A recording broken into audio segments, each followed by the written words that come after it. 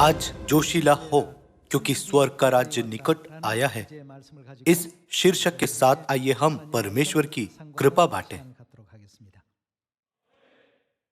उसी तरह यदि स्वर्ग जाना हमारी आशा है और यदि हम पूरी तरह से विश्वास करेंगे कि स्वर्ग वह अनंत दुनिया है जहां हम भविष्य में जाएंगे, तो हम पृथ्वी की बातों से ना तो परेशान होंगे और ना ही दुखी रहेंगे। हम सिर्फ इस बात पर ध्यान देंगे कि मैं कैसे अनंत स्वर्ग जाने के मार्ग पर रह सकता हूँ, मैं अंत तक कैसे सहन कर सकता हूँ। यद्यपि स्वर्ग निकट है, फिर भी अगर हमारे पास स्वर्ग की कोई आशा या सपना नहीं होता, तो हम उन छात्रों के समान होते हैं जो कॉलेज की आशा ना रखने के कारण बिल्कुल भी पढ़ाई नहीं करते, फिर चाहे कॉलेज की प्रवेश परीक्षा आधे या 1 महीने बाद होने वाली हो। स्वर्ग के साथ भी ऐसा ही है। भले ही स्वर्ग का राज्य ठीक हमारे सामने निकट आया है, लेकिन यदि हम में से कोई ऐसा व्यक्ति है जो यत्न नहीं करता और स्वर्ग की आशा नहीं रखता, तो यह स्वर्ग से हार मानने जैसा ही है। परमेश्वर ने बताया कि हमें उसके समान नहीं होना चाहिए। बाइबल में परमेश्वर के ऐसे वचनों को आइए हम एक एक करके देखें। उन्हें देखने से पहले मैं आपसे एक प्रश्न पूछता हूं। क्या आप रॉबिन्सन क्रूसो नामक एक उपन्यास जानते हैं? आप में से बहुत से भाई बहनों ने इसे पढ़ा होगा। एक समुद्री जहाज के दुर्घटनाग्रस्त हो जाने के बाद रॉबिन्सन क्रूसो एक निर्जन द्वीप पर अकेले रहने लगा। वह एक निराशाजनक स्थिति में डाल दिया गया था, लेकिन उसने अपने घर लौटने की सोच रखते हुए निर्जन द्वीप पर पूरा प्रयास किया। उसने किसी से कोई अपॉइंटमेंट नहीं लिया या वादा नहीं किया, तो भी उसने सभी कामों के लिए टाइम टेबल में समय निश्चित किया। उसने समय का पूरा पूरा उपयोग किया और हर दिन को व्यर्थ नहीं जाने दिया। निर्जन द्वीप पर कुछ भी नहीं था, इसलिए उसने पानी रखने के लिए मिट्टी को गूंद गूंद कर उसके बर्तन बनाए और थाली भी बनाई। उसने जंगली बकरों को भी पकड़ा और उन्हें पाला पोसा। इस तरह वह वहां रहने का आदी हो गया और किसी घटना की वजह से वह आखिरकार 35 साल बाद अपने घर वापस जा सका। उसने अकेले निर्जन द्वीप पर रहते हुए भी घर वापस जाने के लिए बहुत सारी चीजें तैयार की। तो फिर हमें क्या करना चाहिए? यदि हमें अपने स्वर्गीय घर पर पूरा विश्वास है, तो हमें केवल इस पृथ्वी पर सब चीजों को हल करने की कोशिश नहीं करनी चाहिए। स्वर्ग में सब कुछ है।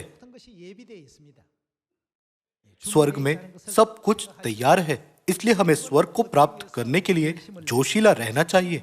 हमें विश्वास के साथ पूरा प्रयास करना चाहिए ताकि हम स्वर्ग ना खोएं। आइए हम इब्रानियों अध्याय 12 वचन 15 में परमेश्वर की शिक्षा देखें। ध्यान से देखते रहो। ऐसा ना हो कि कोई परमेश्वर के अनुग्रह से वंचित रह जाए या कोई कड़वी जड़ फूट कर कष्ट दे और उसके द्वारा बहुत से लोग अशुद्ध हो जाए। ऐसा ना हो कि कोई जन व्यभिचारी या एसाव के समान अधर्मी हो, जिसने एक बार के भोजन के बदले अपने पहलोटे होने का पद बेच डाला। तुम जानते हो कि बाद में जब उसने आशीष पानी चाही, तो अयोग्य गिना गया और आंसू बहा बहा कर खोजने पर भी मन फिराव का अवसर उसे ना मिला। ऐसा नहीं था कि एसाव ने शुरू में अपने पहलोटे होने का पद खो दिया। उसे पहलोटे के सब अधिकार दिए गए थे, जैसे पहलोटे का पद, स्थिति, योग्यता इत्यादि।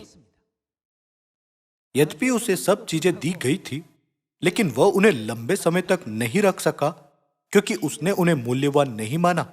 उसे नहीं पता था कि एक पहलोटे पुत्र होना कितना मूल्यवान है। इसी कारण जब वह भूखा था, तब वह क्षणिक परेशानी को सह नहीं पाया और उसने एक कटोरी मसूर की दाल के लिए पहलोटे का अधिकार अपने छोटे भाई को बेच दिया। उसके बाद जब आशीर्वाद पाने का समय आया, तभी उसे महसूस हुआ कि पहलौठे का अधिकार कितना बड़ा और महत्वपूर्ण है, और उसने अपने पिता से आशीर्वाद देने का आग्रह किया। लेकिन उसके पिता ने उससे क्या कहा? मैं तुम्हारे भाई याकूब को सारा आशीर्वाद दे चुका हूं, तुम्हारे लिए कोई आशीर्वाद शेष नहीं रहता। पिताजी, क्या आपके पास केवल एक ही आशीर्वाद है? मुझे भी आशीर्वाद दीजिए, चाहे थोड़ा सा ही क्यों ना हो।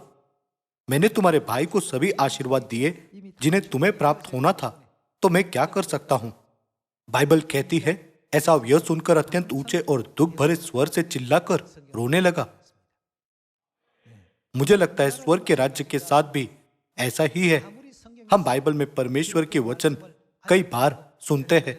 हम में से ऐसे लोग हैं जो याकूब की तरह अपने दिल पर गहराई से वचनों को अंकित करते हैं, लेकिन ऐसे लोग भी हैं जो एसाव की तरह परमेश्वर के राज्य के मूल को ना जानते हुए वचनों की उपेक्षा करते हैं। सभी लोगों, स्वर्ग का राज्य निकट है। हौसला रखिए। पिता और माता परमेश्वर अच्छी तरह से जानते हैं कि आपने अब तक किस मुसीबत का, किस कठिनाई का और किस कष्ट का अनुभव किया है। यहाँ दुख उठा रहे हम लोगों को शांति और सांत्वना देने के लिए पिता और माता स्वर्ग की तैयारी कर रहे हैं। फिर भी यदि आप स्वर्ग को खोए तो आप चाहे अत्यंत दुख में चिल्लाकर रोए और ऐसी विनती करें, मैं फिर से ऐसा नहीं करूंगा, कृपया मुझे स्वर्ग में ले जाइए, तो भी यह सब बेकार होगा। 10 कुंवारियों के दृष्टांत में मूर्ख कुंवारियों को सिर्फ यह कठोर जवाब मिल गया, मैं तुम्हें नहीं जानता। हमें यह याद रखना चाहिए। इसलिए परमेश्वर ने इब्रानियों के अध्याय 12 में कहा, ऐसा ना हो कि कोई जन एसाव के समान अधर्मी हो। सभी लोगों, स्वर्ग एक ऐसा स्थान है जिसे हम बलपूर्वक आगे बढ़ने पर हासिल कर सकते हैं। वो अपने आप उठकर हमारे पास नहीं आएगा। जब हम इसे प्राप्त करने के लिए कड़ा प्रयास करते हैं, तभी वह और अधिक शानदार चमक के साथ हमारे पास आएगा। आइए हम प्रकाशित वाक्य अध्याय 3 वचन 10 देखें। तूने मेरे धीरज के वचन को थामा है, इसलिए मैं भी तुझे परीक्षा के उस समय बचा रखूंगा जो पृथ्वी पर रहने वालों के परखने के लिए सारे संसार पर आने वाला है। मैं शीघ्र ही आने वाला हूं। जो कुछ तेरे पास है उसे थामे रह कि कोई तेरा मुकुट छीन न ले। परमेश्वर ने कहा, जो कुछ तेरे पास है उसे थामे रह कि कोई तेरा मुकुट छीन न ले। लेकिन क्या होगा यदि हम उसे कसकर पकड़े बिना ना तो उसका मूल्य जानते हैं और ना ही उसके अस्तित्व को समझते हैं? हमें एसाव की तरह नहीं होना चाहिए, जिसने सोचा था जो कोई उसे चाहे वह आकर उसे ले जाए। स्वर्ग हर दिन करीब आ रहा है ना? इसलिए बाइबल कहती है, प्राण देने तक विश्वासी रह तो मैं तुझे जीवन का मुकुट दूंगा। वचन 11 देखे, मैं शीघ्र ही आने वाला हूं। जो कुछ तेरे पास है उसे थामे रह कि कोई तेरा मुकुट छीन न ले। जो जय पाए उसे मैं अपने परमेश्वर के मंदिर में एक खंभा बनाऊंगा और वह फिर कभी बाहर ना निकलेगा। और मैं अपने परमेश्वर का नाम और अपने परमेश्वर के नगर अर्थात नए यरूशलेम का नाम, जो मेरे परमेश्वर के पास से स्वर्ग पर से उतरने वाला है, और अपना नया नाम उस पर लिखूंगा। इसलिए कि तू गुनगुना है और ना ठंडा और ना गर्म, मैं तुझे अपने मुंह में से उगलने पर हूं। यदि हमारा विश्वास गुनगुना है और ना तो स्वर्ग और ना ही पृथ्वी पर पूरी तरह केंद्रित है, जैसे कि वह दोनों के बीच में खड़ा हो, और यदि हम अपना एक पैर स्वर्ग में रखते और दूसरा पृथ्वी पर, तो परमेश्वर कहेंगे, मैं तुझे अपने मुंह में से उगलने पर हूं।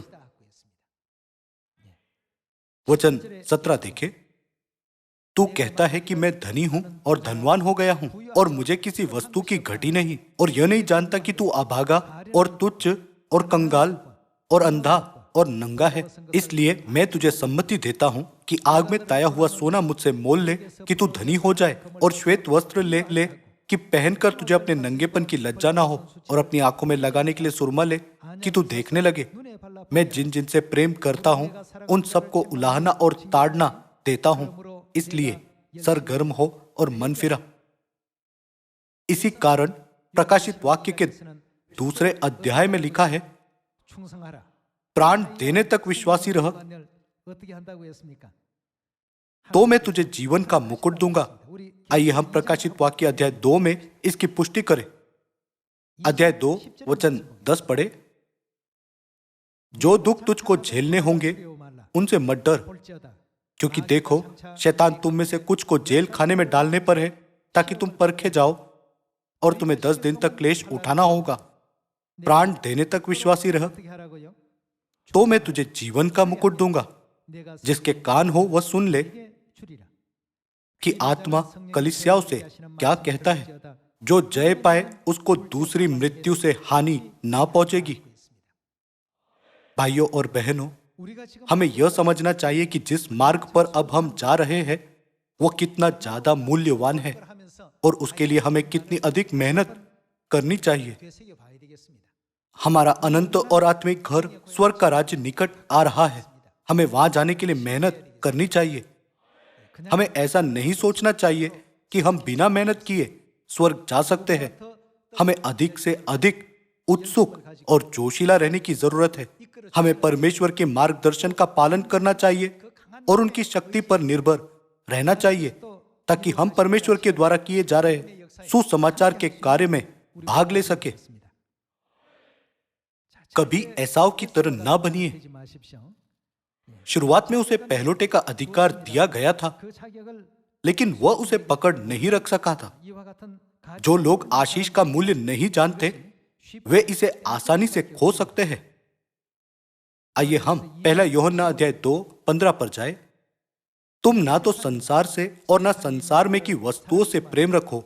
यदि कोई संसार से प्रेम रखता है तो उसमें पिता का प्रेम नहीं है, क्योंकि जो कुछ संसार में है अर्थात शरीर की अभिलाषा और आंखों की अभिलाषा और जीवन का घमंड, वो पिता की ओर से नहीं परंतु संसार ही की ओर से है। संसार और उसकी अभिलाषाएं दोनों मिटते जाते हैं, पर जो परमेश्वर की इच्छा पर चलता है वह सर्वदा बना रहेगा। हम चाहे कितना भी इस दुनिया की चीजों से प्यार करें, पर वे लंबे समय तक नहीं रहेगी और हम सब कुछ खो देंगे जो हमारे पास है। हमें अपने सीमित जीवन में एक दिन जरूर इस दुनिया पर सब कुछ छोड़ना पड़ता है, यही हमारी नियति है। लेकिन परमेश्वर अनंत दुनिया को जानते हैं, इसलिए हमसे कहते हैं कि हम अपनी आंखों को सिर्फ इस दुनिया पर ना टिकाए बल्कि ऊपर स्वर्ग की चीजों पर रखें। आइए हम कुलुसियों अध्याय 3:1 में जाकर उसके बारे में शिक्षा देखें। अभी हम परमेश्वर के सभी वचनों को पूरी तरह समझ नहीं सकते, लेकिन यदि हम उन पर अमल करें और उनकी शिक्षाओं पर चले तो हम एक दिन उनकी इच्छा को समझेंगे। कुलुसियों अध्याय 3:1 देखें।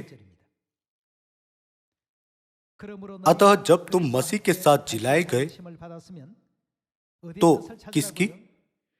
स्वर्गीय वस्तुओं की खोज में रहो। इसका अर्थ है सब बातें जो परमेश्वर ने आज्ञा दी है उनके पीछे चलो और इस तरह जीने के लिए ऊपर की चीजों पर मन लगाओ, जहां मसीह विद्यमान है और परमेश्वर के दाहिनी ओर बैठा है। पृथ्वी पर की नहीं परंतु स्वर्गीय वस्तुओं पर ध्यान लगाओ। इसके बावजूद हम इस दुनिया की चीजों की ओर झुकते हैं, क्योंकि हमारा मन सांसारिक चीजों की ओर आकर्षित होता है। इसलिए हमें स्वर्ग की बहुमूल्य चीजों को सोचने का समय नहीं मिलता। परमेश्वर ने हमसे कहा कि हम स्वर्गीय वस्तुओं पर ध्यान लगाएं और सोचे कि स्वर्ग कितना शानदार होगा और हम परमेश्वर की उपस्थिति में युगान युग कितनी महिमा पाएंगे। स्वर्ग के राज्य में जो शक्ति और अधिकार हमें दिया जाएगा उसकी तुलना पृथ्वी की किसी भी चीज से नहीं की जा सकती। फिर से वचन 2 देखें। पृथ्वी पर की नहीं परंतु स्वर्गीय वस्तुओं पर ध्यान लगाओ, क्योंकि तुम तो मर गए और तुम्हारा जीवन मसीह के साथ परमेश्वर में छिपा हुआ है। जब मसीह जो हमारा जीवन है प्रकट होगा तब तुम भी उसके साथ महिमा सहित प्रकट किए जाओगे।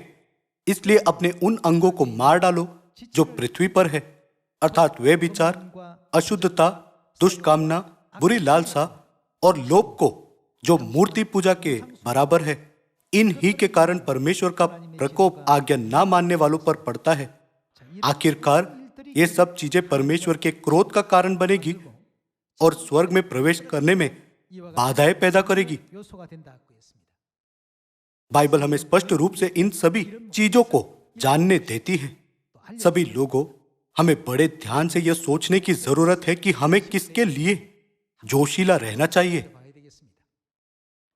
जब रॉबिन्सन क्रूसो अकेले एक निर्जन द्वीप पर जी रहा था, वो एक सुस्त जीवन नहीं जीता था, बल्कि हमेशा सोचता था, मैं अवश्य वापस अपने घर लौट जाऊंगा। उस विचार के साथ उसने जीवित रहने के लिए कड़ी मेहनत की। उसने मिट्टी को गूंथकर बर्तन बनाए और प्लेट बनाई। जब तक उसे एक बचाव जहाज न मिलता, उसे उस द्वीप में रहना पड़ता था। उसके पास कोई विकल्प नहीं था। वो खेती भी करता था। उन अनाजों के साथ जो उसके पास थे, उसने बीज बोए और गेहूं की कटाई भी की। उसने ऐसा सिर्फ अपने घर लौटने के लिए किया। उसने वहां इसलिए कड़ी मेहनत नहीं की कि वह निर्जन द्वीप पर सुख, वैभव और भोग विलास में जीवन बिताए। हमें भी अपने लक्ष्यों को इस धरती पर नहीं, परंतु स्वर्ग के अनंत राज्य पर निर्धारित करना चाहिए। जब तक हम अपने घर यानी स्वर्ग वापस नहीं जाते, तब तक हमें इस धरती पर रहना चाहिए। यही हमारी नियति है। तब हमें इस धरती पर लक्ष्य रखने के बजाय स्वर्ग की ओर लक्ष्य रखते हुए जीवन जीना चाहिए, है ना? क्या होगा यदि आपको रॉबिन्सन क्रूसो के समान इस तरह के निर्जन द्वीप पर अकेले रहना पड़े? क्या आप उस द्वीप पर अच्छे से खाने और अच्छे से जीने के लिए प्रयास करेंगे, या फिर बचाव कर्मी के द्वारा बचाए जाने तक जीवित रहने के लिए वहां रहेंगे? रॉबिन्सन क्रूसो ने बचाव कर्मी के द्वारा बचाए जाने तक जीवित रहने के लिए वहां जीवन बिताया। उसने वहां हमेशा के लिए रहना नहीं चाहा। उसने अपने घर लौटने के लिए सब प्रयास किए। उसी तरह हमारे पास अपना अनंत घर है जहां हमें वापस जाना है। वह स्वर्ग का राज्य है। वहां ना कभी मृत्यु होती, ना शोक के कारण कोई रोना धोना और ना ही कोई पीड़ा। हर दिन हमें खुशी दी जाएगी और परमेश्वर के द्वारा रची गई नई सृष्टि को देखने का आनंद लेते हुए हमारा मन उत्साह और उल्लास से भरा रहेगा। हमारा स्वर्गीय घर इतना शानदार है। हमें अपने स्वर्गीय घर वापस जाना चाहिए। लेकिन क्या होगा यदि हम सोचे, मैं इस द्वीप पर कैसे रहूंगा? मैं इस द्वीप पर क्या खाऊंगा? मैं इस द्वीप पर कैसे भोग विलास का आनंद उठा सकता हूं? मैं इस द्वीप पर कैसे अमीर होकर एक बड़ा घर बना सकता हूं? रॉबिन्सन क्रूसो ने उन चीजों के बारे में जरा सा भी नहीं सोचा। वह सिर्फ बचाए जाने का इंतजार करते हुए जीवित रहा। सभी लोगों, आइए हम सोचे, मैं स्वर्ग में क्या करूंगा? मैं स्वर्ग में कैसे रहूंगा? हमें ऐसे उम्मीद और आशा के साथ रहना चाहिए, लेकिन हम उसके बिल्कुल उल्टा सोचते हैं और इस बारे में चिंतित होते हैं कि मैं इस निर्जन द्वीप पर कैसे रहूंगा। हमें इस जीवन में लिप्त नहीं होना चाहिए और मूर्खतापूर्ण जीवन नहीं जीना चाहिए। हमें इस बात का एहसास कराने के लिए परमेश्वर आए और हमें अपने घर स्वर्ग की चीजों की खोज में रहने के लिए कहा। आइए हम प्रकाशित वाक्य अध्याय 21 पर जाकर परमेश्वर का वचन देखें। हमारे पास एक स्पष्ट लक्ष्य होना चाहिए जिस पर हमें अपना पूरा ध्यान केंद्रित करना है और जिसके लिए हमें अपना पूरा जोश और शक्ति लगानी है। प्रकाशित वाक्य अध्याय 21 वचन 23।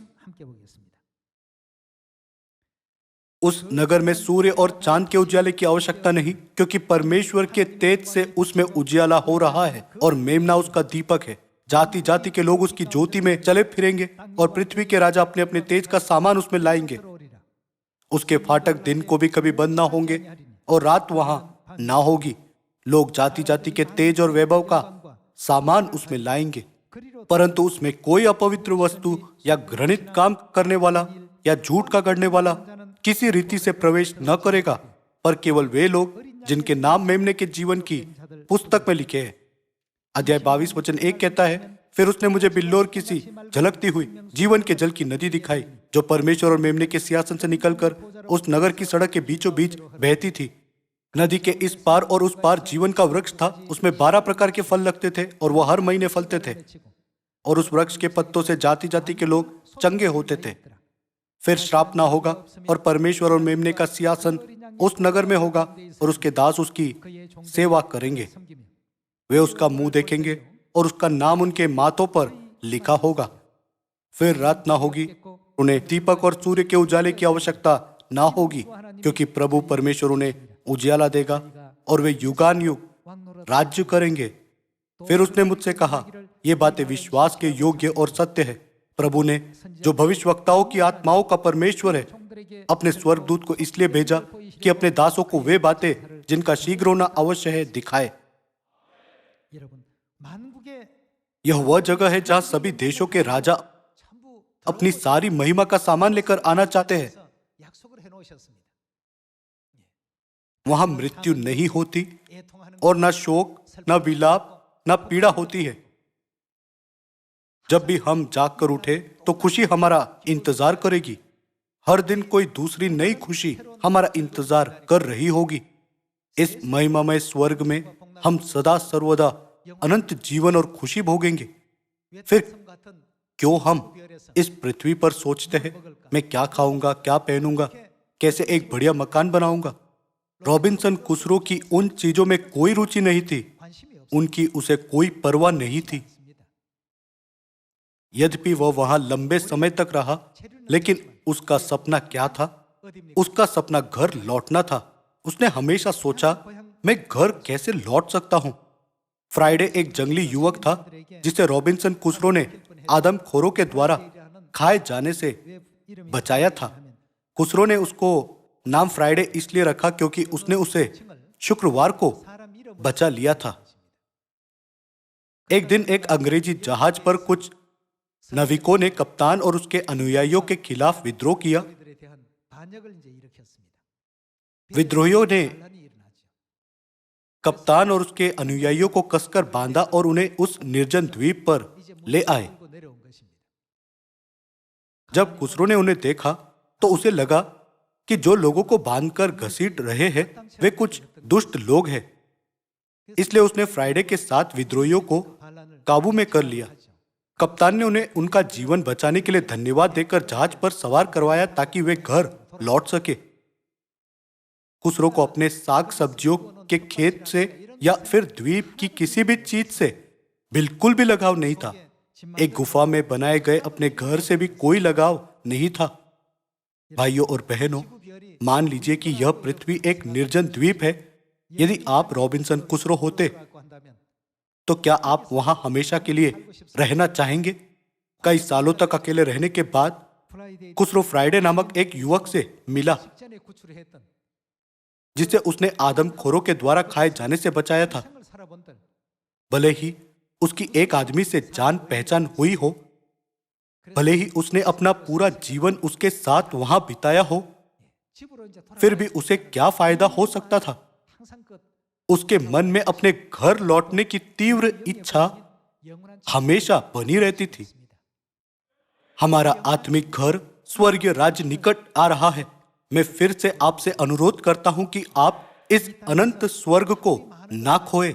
चाहे आपके पास इस धरती पर कितनी भी अच्छी चीजें और कितनी भी शानदार चीजें क्यों ना हो, यदि आपको अकेले एक द्वीप पर रहना पड़े तो यह सब बेकार होगा। रॉबिन्सन क्रूसो केवल अपने घर लौटने की इच्छा रखता था। भले ही द्वीप पर अनमोल खजाने और उसके रहने के लिए उपयुक्त सुविधाएं हो, लेकिन वह वापस अपने घर जाना चाहता था। द्वीप पर फंस जाने के समय से लेकर अपने बचाए जाने तक उसने एक बार भी यह नहीं सोचा कि द्वीप उसके घर से बेहतर है। आइए हम कभी भी अपना अनंत स्वर्गीय घर ना खोए। मान लीजिए कि आप एक निर्जन द्वीप पर खेत को जोतकर गेहूं की खेती करते हैं और मिट्टी के बर्तन बनाते हैं। तो क्या आप अपने माता पिता, भाई बहनों और अपने दोस्तों के साथ घुल मिलकर रहने से ज्यादा इस तरह जीना पसंद करेंगे? आपके घर की तुलना द्वीप से नहीं हो सकती है ना?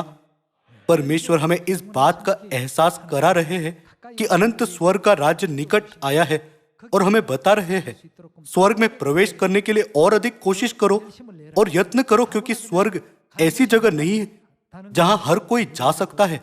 आइए इब्रानियों अध्याय 3:14 देखें। क्योंकि हम मसीह के भागीदार हुए हैं, यानी हम मसीह की महिमा के भागीदार हुए हैं, यदि हम अपने प्रथम भरोसे पर अंत तक दृढ़ता से स्थिर रहे। जब हमने पहली बार इस सत्य को प्राप्त किया तो हमारी खुशी का ठिकाना नहीं रहा और हमने कहा, वाह, मैं स्वर्ग जा रहा हूं, मुझे अंत तक इस सत्य पर दृढ़ता से स्थिर रहना है। बाइबल कहती है कि यदि हम अपने प्रथम भरोसे पर अंत तक दृढ़ता से स्थिर रहे तो हम स्वर्ग में मसीह की महिमा के भागीदार होंगे। आइए हम वचन 12 देखें। हे भाइयों, चौकस रहो कि तुम में ऐसा बुरा और अविश्वसनीय मन ना हो जो तुम्हें जीवते परमेश्वर से दूर हटा ले जाए। वरन जिस दिन तक आज का दिन कहा जाता है, हर दिन एक दूसरे को समझाते रहो, ऐसा ना हो कि तुम में से कोई जन पाप के छल में आकर कठोर हो जाए। हमें उन सभी चीजों से बचे रहना चाहिए जो हमारे विश्वास और जोश को ठंडा रखती है। मेरे कहने का मतलब है कि हमें विश्वास रखना चाहिए और जोशीला होना चाहिए। बाइबल हमें अपने प्रथम भरोसे पर दृढ़ता से स्थिर रहने के लिए कहती है। इसका मतलब है कि हमें व्यर्थ बातों में न भटक कर अपने प्रारंभ के विश्वास को थामे रहना चाहिए। सही है ना? ऐसा करके आइए हम अनंत स्वर्ग में प्रवेश करने के लिए पर्याप्त योग्य बने। आइए हम एक बार फिर वह आज्ञा देखें जो परमेश्वर ने मत्ती अध्याय 28 वचन 18 में दी है। यीशु ने उनके पास आकर कहा, स्वर्ग और पृथ्वी का सारा अधिकार मुझे दिया गया है, इसलिए तुम जाओ, सब जातियों के लोगों को चेला बनाओ और उन्हें पिता और पुत्र और पवित्र आत्मा के नाम से बपतिस्मा दो और उन्हें सब बातें जो मैंने तुम्हें आज्ञा दी है मानना सिखाओ। और देखो, मैं जगत के अंत तक सदा तुम्हारे संग हूं। उन परमेश्वर ने जिनके पास स्वर्ग और पृथ्वी का सारा अधिकार है, हमें यह आज्ञा दी है। यह परमेश्वर का आदेश है और हमारा सबसे पवित्र मिशन है। परमेश्वर ने हमें आज्ञा दी है, सब जातियों के लोगों को सब बातें जो मैंने तुम्हें आज्ञा दी है मानना सिखाओ, ताकि तुम अकेले नहीं, सबके साथ मिलकर वापस अपने स्वर्गीय घर लौट सके। आइए हम परमेश्वर के इस आदेश को फिर से अपने हृदय पर गहराई से अंकित करें और सुसमाचार का प्रचार करते हुए स्वर्ग के राज्य के लिए अधिक उत्साह और जोश दिखाए। ऐसा करके आइए हम सब स्वर्ग वापस जाते समय अपने सभी फलों को स्वर्गीय पिता और माता को उपहार के रूप में अर्पण करें। मैं सियोन में अपने सभी भाई बहनों से निवेदन करता हूं कि आप ऐसा करके अनुग्रहपूर्ण और सुंदर बने। और मैं आज का उपदेश समाप्त करता हूं। आपका बहुत बहुत धन्यवाद।